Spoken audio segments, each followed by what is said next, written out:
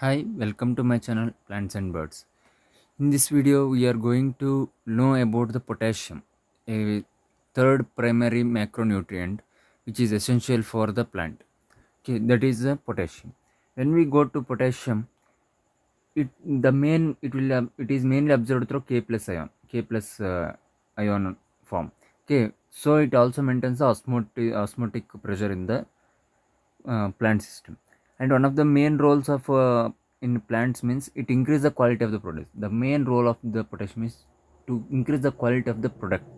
Okay, what is the produce we will get from the plant? Now that must be quality, means you must supply proper sufficient potassium to the plant.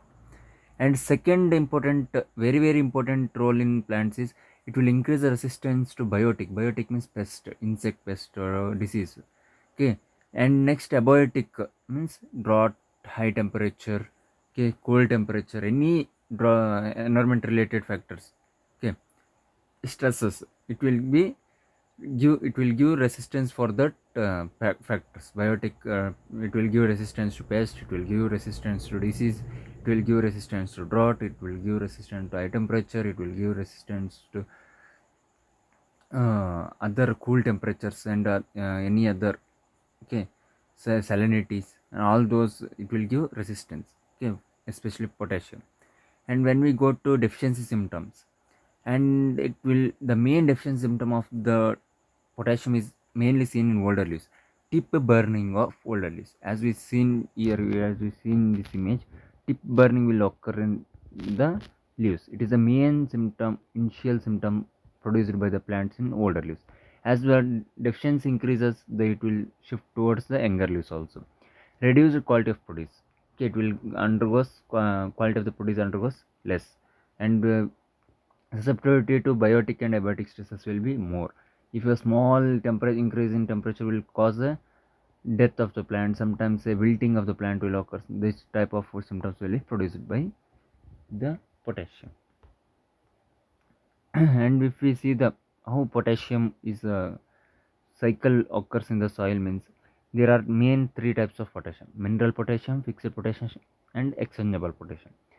In mineral potassium is more, okay, when it is weathered, it means weathering occurs, means it is weathering means rock is turning into the soil, then it will undergoes into fixed potassium. Then between two clays means, if we take black soil, it is a clay, okay. In that, between two clays, there will, it will be fixed, okay, it will fixed in between two clays, that is fixed potassium, which is not available to the plant.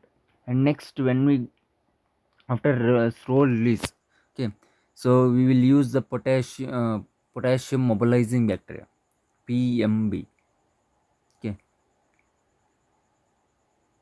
PMB, potassium mobilizing bacteria, or KMB it will called.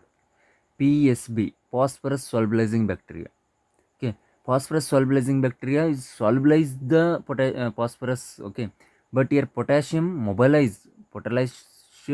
KMB, potassium mobilizing bacteria, here K is mobilized, okay, then slowly released into the exchangeable, which is directly available to the plant growth and development. And next, when we see the sources, when we come to the sources, natural source means natural source which is naturally available, means soil available potassium ions. Soil itself a major source of potassium, especially black soils are very rich in potassium. And next, potassium mobilizing bacteria, KMB, as I told now. Potassium is, we will come with I will confuse that P, potassium P, but the potassium symbol is K, KMB, potassium mobilizing bacteria. And banana is a very richest source of potassium. If we see some videos like that, that is, some of the peels of the banana is kept in water for 1 week and then poured to the plants, so the growth will be very good. In such a way only it will give some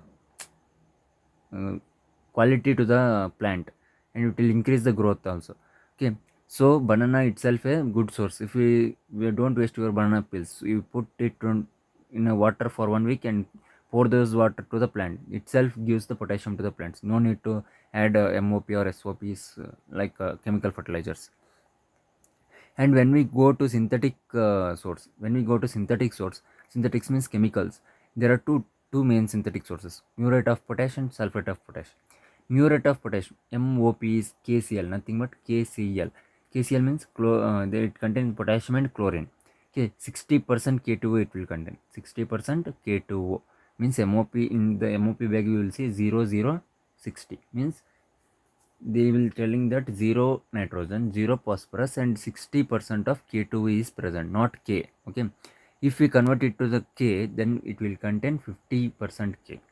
Okay, muriate of potash contain 50% K and 60% K2O. That is the main important thing to remember. And when we go to sulfate of potash, 50% K2O and 42% K will be present in the sulfate of potash. And one of the important thing to be notified is muriate of potash is not much recommended because it contains chlorine, which will scorch the leaves. Scorching of leaves will be occurred. When we go to sulfate of potash, SOP, it is very best, and because it contains both sulfur and potash.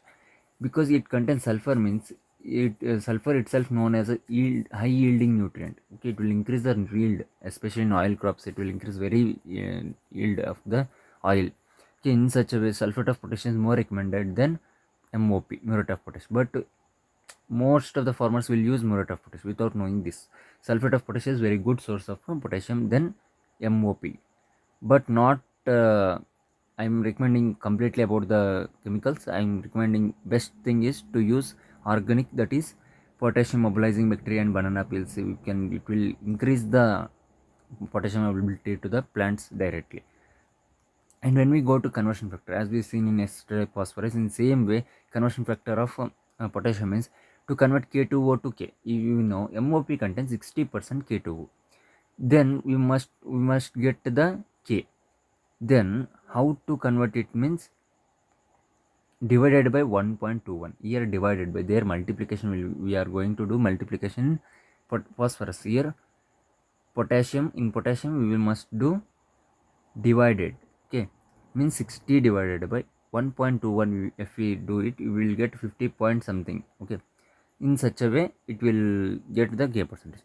In the same way, to convert K to K2, we know MOP contain 50% K. Then how to know the K2 means it will multiply. If you multiply it, it will be best thing to do it. If not, we can't do this all things. Means when best formula is percent K2O is equals to percent K into 1.2. Okay, in that I will explain an example. Percent K2O in MOP is equals to percent K is 50. 50 into 1.2. If you do, we will get 60% indirectly. Okay, in next when we go to percent K, if you want to get percent K in potassium, MOP means muriate of potash. We know that percent K2O is 60. 60 into 0.83, we will get 50. In such a way, this conversion factor is useful to calculate the proper element of the fertilizer. Okay, this is about the potassium. In next upcoming classes, we are going to discuss about the secondary nutrients. Thank you for watching. Keep supporting. Subscribe my channel, like, share, and support my videos. Thank you for watching.